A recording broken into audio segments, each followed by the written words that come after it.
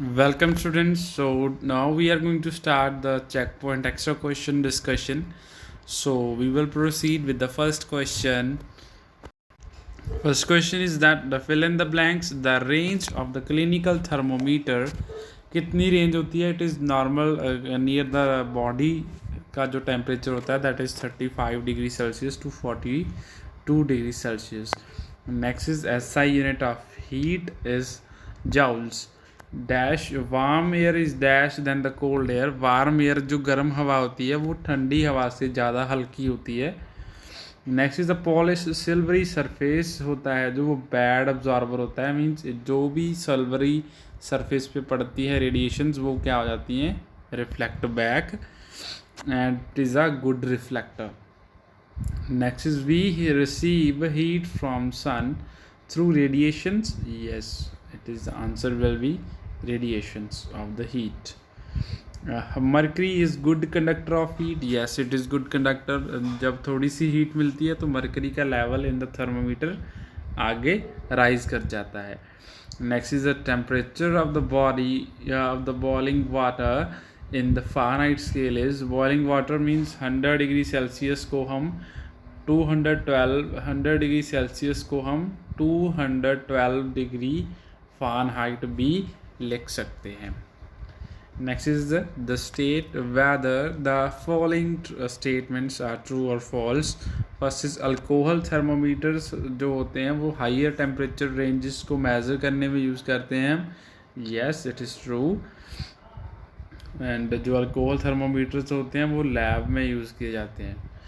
Next is convection can occur only in liquids. Convection can also occur in gases also, so it is false. Next is all the metals conduct heat equally. No, सभी metals अलग अलग है जो heat conduct करते हैं. कोई ज़्यादा करते हैं, कोई कम करते हैं. लाइक आयरन के कंपैरिजन में सिल्वर ज़्यादा हीट क्या करता है? कंडक्ट करता है. तो there are difference. The next is the radiation is only mode which can transfer heat through vacuum. Yes, vacuum में से हीट ट्रांसफ़र ओनली रेडिएशन से पॉसिबल है. नो कंडक्शन एंड कन्वेक्शन से वैक्यूम में ट्रांसफ़र हीट नहीं हो सकती because conduction को भी मीडियम चाहिए एंड कन्वेक्शन को भी. Next is friction can produce heat. Yes, it can produce. Friction क्या होता है? फ्रिक्शन इज़ द फोर्स जो हमारे ऑपोजिट चलती है. लाइक फोर्स जैसे हम वॉक कर रहे हैं तो हमें रोकने की कोशिश करता है ground, that is the frictional force. जैसे रोड्स होती हैं, रोड्स में बहुत सारी फ्रिक्शन होती है. जब गाड़ी चलती हैं तो गाड़ियों के टायर भी जो रब हो जाते हैं just because of friction of the roads. Next is define the following terms. First is heat. What is heat? It is a form of energy that makes the objects hot and its SI units are joules.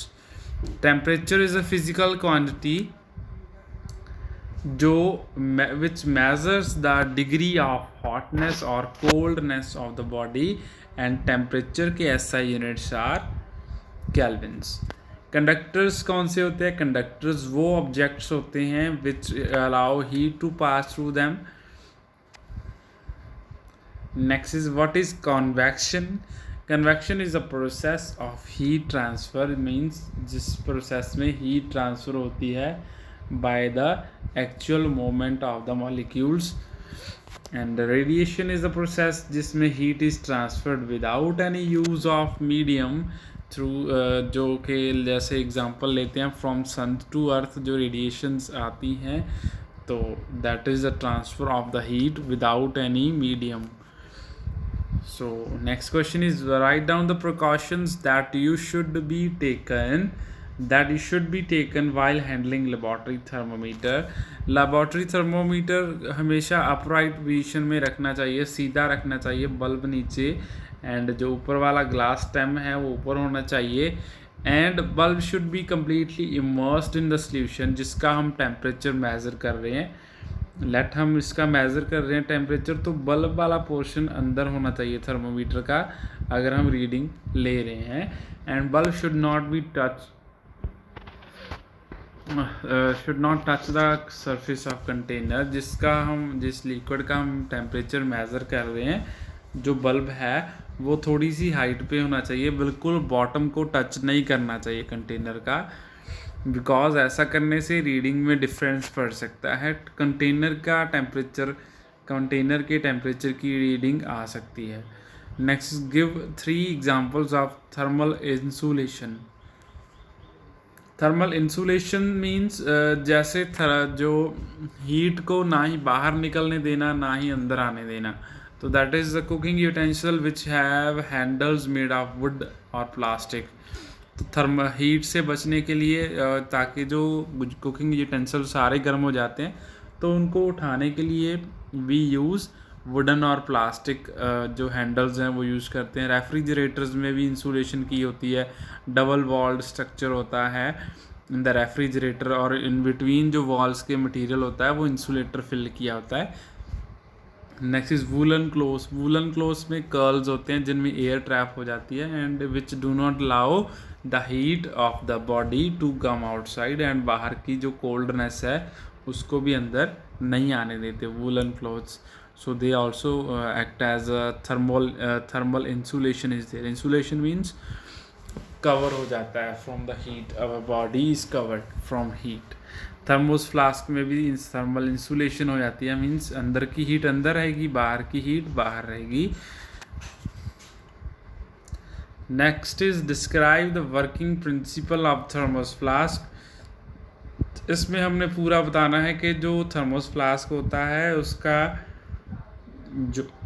उसकी जो अंदर वाली part होता है वो double layered structure होता है, and ऊपर उसके इंसुलेटर जो लगा होता है, कॉर्क लगा होता है, which is insulator of heat which do not allow light heat to pass through it by conduction.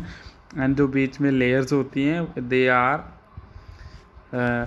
उनमें से एयर भी बाहर निकाली होती है, वो वैक्यूम होता है कम्प्लीटली। एंड जो अंदर वाली लेयर होती है, दिस वन लेयर, इसको सिल्वर से कोटिंग की होती है। एंड वेयर एज जो टोटल थर्मोस है उसको एक प्लास्टिक के कंटेनर से जो है प्रोटेक्ट किया होता है प्लास्टिक से। तो हाउ इट वर्क्स, जो सिल्वर कोटिंग की होती है इनर लेयर पे, इट रिफ्लेक्ट्स द रेडिएशंस जो बाहर से आ रही हैं, या फिर अंदर वाली जो हीट है वो अंदर ही रहती है। एंड वैक्यूम इसीलिए किया जाता है कि ताकि कंडक्शन या फिर कन्वेक्शन ना हो सके। सिल्वर के वेसल से कंडक्शन अगर हो जाएगी तो हीट बाहर आ सकती है। सिल्वरी जो कोटिंग की है ग्लास को, उसको रोकने के लिए बीच में से जो एयर है उसको निकाल दिया जाता है एंड वैक्यूम बना दिया जाता है। कॉक का क्या काम होता है, as it is a poor conductor of heat and it do not allows the heat to pass from the thermos flask. Next is 3 different tumblers contain water at 10 degree Celsius. 3 different boxes हैं जिनमें tumbler हैं, जैसे कोई tub like structures जिनमें water fill किया हुआ है। एक का टेम्परेचर 10 डिग्री सेल्सियस है, दूसरे का टेम्परेचर 25 डिग्री सेल्सियस है, एंड थर्ड का 50 degree Celsius. Arrange the tumblers on the basis of increasing speed of water molecules. तो we know that water molecules जो जिनका वाटर बना हुआ है वो मॉलिक्यूल्स किस चीज़ में ज़्यादा स्पीड से फ्लो करेंगे, उसमें करेंगे जिसमें सबसे ज़्यादा हीट होगी। हीट सबसे ज़्यादा किस में होगी, 50 डिग्री वाले टेम्परेचर में। तो 50 डिग्री वाले में सबसे ज़्यादा हीट, उसके बाद 25 वाले में हीट, उसके बाद 10 डिग्री वाले में हीट। तो सबसे ज़्यादा स्पीड 50 डिग्री सेल्सियस वाले वाटर में मॉलिक्यूल्स ऑफ वाटर की स्पीड सबसे ज़्यादा होगी in the 50 degree Celsius water. Next is do all the object contain heat energy. सभी ऑब्जेक्ट्स में हीट एनर्जी होती है। Yes, all the objects contain heat energy. There is always a rise in temperature of object when it is heated. Mean थोड़ी सी heat energy होती भी है, and थोड़ी सी अगर बाहर से मिल जाती है तो टेम्परेचर बॉडी का राइज कर जाता है। This confirms the presence of heat energy in the medium. इससे पता चलता है कि अंदर पहले भी थोड़ी बहुत हीट थी, जिससे जो बाहर से थोड़ी सी हीट मिलने से ही टेम्परेचर किसी बॉडी का राइज कर जाता है। A child touched the large chunk of ice with his hands and the boy जब वो टच करता है आइस के चंक को, he is saying that this is making me cold, मैं ठंडा हो रहा हूँ इससे। Is the coldness of ice getting transferred to him? Means ऐसे हो रहा है कि जो आइस की कोल्डनेस है वो बॉय में ट्रांसफ़र हो रही है, ऐसा नहीं हो रहा है। एक्चुअल में क्या हो रहा है कि जो बॉडी जो पार्ट उसका टच कर रहा है हैंड, उसमें से हीट हाइयर टेम्परेचर है as compare to the ice. तो हमें पता है कि टेम्परेचर जो हीट है वो हाइयर टेम्परेचर से लो की तरफ ट्रांसफ़र होती है। मीन्स उसके हैंड से हीट है जो वो निकल रही है, it is being transferred to the ice chunk. तो इसीलिए उसका हैंड है जो वो हीट निकलने के कारण ठंडा पड़ रहा है। Clear? The coldness of ice is not getting transfer to him, means जो ठंडक है उसके पास उस जो है आइस की वो उसकी तरफ नहीं आ रही। एक्चुअल में क्या हो रहा है, the heat of his hand is getting transfer to ice. As the heat always transfers from the high temperature to the low temperature, that is why जो high temperature है उसके hand का high होने के कारण it is being transferred to the ice. Next is read the temperature in the following thermometers. This you can leave this for a while. एक बार के लिए ये question आप छोड़ दें please. Next is the spherical metal ball at the temperature of 34 degrees Celsius is dropped into container filled with water. It is observed that there is no change in temperature of the water at all after that. What is the temperature of the water? Means there is no change, means इसका मतलब क्या होगा कि question समझते हैं पहले कि एक वाटर का टब है, उसके अंदर एक 34 डिग्री सेल्सियस की एक मेटल बॉल है, लेटेस्ट एक आयरन की बॉल है जिसका टेम्परेचर 34 डिग्री है और इसको वाटर में फेंक दिया गया, उसके टेम्परेचर 34 ही अब है। तो what is the temperature of the water? हमें पता है कि जो टेम्परेचर तभी चेंज करता है होता है जब जो सराउंडिंग वाली बॉडी है उसका टेम्परेचर अगर ज़्यादा हो या कम हो, only then the temperature is changed. So there is no change in temperature, means बाहर का भी टेम्परेचर सेम ही होगा, इसीलिए नहीं चेंज हुआ। तो इट मीन्स वाटर का भी temperature is 34 degree Celsius.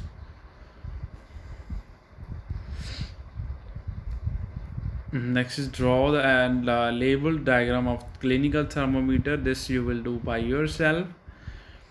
Next is name the processes heat transfer in the following diagram. तो इसमें कौन कौन से हो रहे हैं? वन इज कन्वेक्शन, जिसमें वाटर के molecules are moving upward, means they are transferring the heat in by their actual moment, जो कन्वेक्शन हो रही है। जो पैन है वो गर्म हो रहा है by heat, it is means वो कंडक्शन से उसके सारे मॉलिक्यूल्स आगे आगे हीट ट्रांसफ़र कर रहे हैं पैन के, and pan is getting hot. Whereas जो लाइट एनर्जी है it is carrying radiations to the all the direction, सभी डायरेक्शन में रेडिएशंस भी इमिट हो रही हैं along with the light. Next is what is the role of kink in the clinical thermometer? Clinical thermometer में जो kink होती है उसका क्या रोल होता है? इट इज़ जस्ट कि जब हम रीडिंग लेते हैं, किंक इज़ लाइक दिस, जो मरकरी का लेवल है उसमें ऐसे होती है। तो उसका क्या रोल होता है कि सडनली जो टेम्परेचर है वो नीचे ना आ जाए भी, अगर स्लोली टेम्परेचर नीचे आए उससे क्या होता है, we are able to take the readings easily. That is Y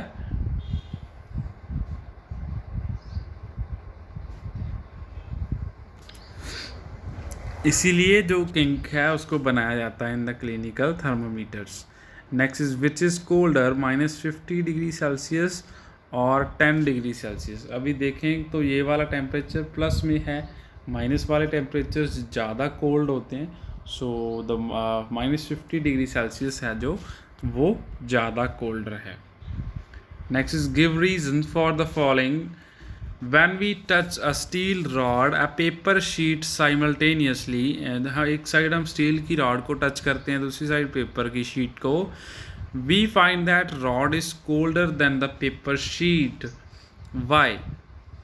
इसके लिए when we touch the steel rod and a paper sheet simultaneously, एक ही टाइम के दोनों को एक ही टाइम पे जब हम steel rod and paper sheet को टच करते हैं, we find that rod is colder because जो स्टील होती है it is good conductor of heat, थोड़ी सी हीट मिली तो वो गर्म हो जाती है, वेयर एज जो पेपर है it is poor conductor of heat, इसीलिए इसके ऊपर ज़्यादा असर हीट का नहीं पड़ता है. Next is mercury is widely used in clinical thermometers. Mercury ही क्यों प्रेफर किया जाता है क्लिनिकल थर्मोमीटर्स में? इसके बहुत सारे रीजंस हैं. वन इज़ कि it is a good conductor of heat, heat easily transfer हो सकती है. And next is it remains liquid over wide range, means room temperature पे भी ये लिक्विड में फॉर्म में रहता है, और अगर थोड़ा सा ज़्यादा टेम्परेचर भी बढ़ जाए तब भी ये लिक्विड ही रहेगा. अगर माइनस में भी थोड़ा बहुत चला जाता है तो it is also liquid at that temperature. तो दैट इज़ वाई भी हम यूज़ कर लेते हैं कि जो मरकरी है वो इजीली फ्रीज नहीं करता. Next is it does not stick to the walls of thermometer, mean जो हमारी कैपिलरी ट्यूब होती है जिसमें मरकरी फिल की होती है उसके साथ मरकरी चिपकता भी नहीं है. That is why also we use mercury. It expands uniformly over wide range of temperatures. Means uniformly means ऐसे नहीं है कि थोड़ा सा ऊपर चला गया एंड अगर अदरवाइज एक्सपेंशन ही नहीं हुई, अगर टेम्परेचर थोड़ा सा कम हो गया तो जितना टेम्परेचर राइज करता है उतनी ही ये रीडिंग देता है. कभी भी इससे इनएक्यूरेट रीडिंग हमारे पास नहीं आती है. It is silvery grey in colour making reading of the temperature easier. Grey colour का है तो वो ग्रे कलर इजीली आइडेंटिफाई हो जाता है, so we use it in the thermometers. Handles of the cooking utensils are generally made up of और covered with the plastic और wood. Means जो हैंडल्स होते हैं कुकिंग खाना बनाने वाली चीज़ों के वो प्लास्टिक से बने होते हैं या फिर वुड से बने होते हैं. ऐसे क्यों होता है? बिकॉज वी नो दैट जो प्लास्टिक है या फिर वुड है it is poor conductor of heat and इसमें से हीट ट्रांसफ़र नहीं होती है. That is why we use these. Next is why do we prefer to wear white clothes in winters in the summers. White clothes हम summer में क्यों पहनते हैं? बिकॉज वाइट क्लोथ्स क्या करते हैं, they are poor absorbers of radiations and radiations को easily absorb नहीं करते. दैट इज़ वाई एंड जो हीट है वो रिफ्लेक्ट बैक हो जाती है इनसे, जिसकी वजह से हम जो लाइट कलर्ड क्लोथ्स हैं वो वियर करते हैं इन द समर्स. वेराज अगर हम डार्क कलर्ड क्लोथ्स पहने जैसे ब्लैक कलर हो गया, it absorb all the radiations because it is वो कलर ही ऐसा है कि वो सारी रेडिएशंस को ऑब्जॉर्व कर लेता है, सारी की सारी लाइट को, जिससे टेम्परेचर इंक्रीज कर जाता है. Why can not convection occur in solids. Convection solid में क्यों नहीं हो सकती? Convection only liquids and gases में ही क्यों होती है? बिकॉज सॉलिड्स के जो एटम्स हैं वो मूव नहीं करते, और कन्वेक्शन उन्हीं चीज़ों में होती है जो मूव, जिसके एटम्स या फिर मॉलिक्यूल्स मूव करते हैं. मॉलिक्यूल मूव करते हैं लिक्विड्स के और गैसेस के only, so that is why convection only takes place in solids. Why should we not measure the temperature of the boiling water with the clinical thermometer. तो जो temperature है clinical thermometer हम use करते हैं तो we know that boiling point of the water कितना होता है 100 डिग्री सेल्सियस, बट जो हमारा क्लिनिकल थर्मामीटर है उसकी रेंज तो 35 से 42 ही होती है. मींस 42 हाईएस्ट है, 42 के बाद तो वो रीडिंग ही नहीं दिखाता. एंड उससे क्या होता है, तो अगर हम इससे 100 डिग्री सेल्सियस टेम्परेचर मेज़र करेंगे तो मरकरी बहुत ज़्यादा एक्सपेंड हो जाएगी and it will not give us the exact reading because 100 तक तो हमारा स्केल ही नहीं होता clinical thermometer. So thermometer should not be use to measure temperature of the boiling water. Clinical thermometer हमें नहीं यूज़ करना चाहिए. So these are the questions which are the checkpoint extra questions. You need to do these questions over your notebook also. So thanks for watching.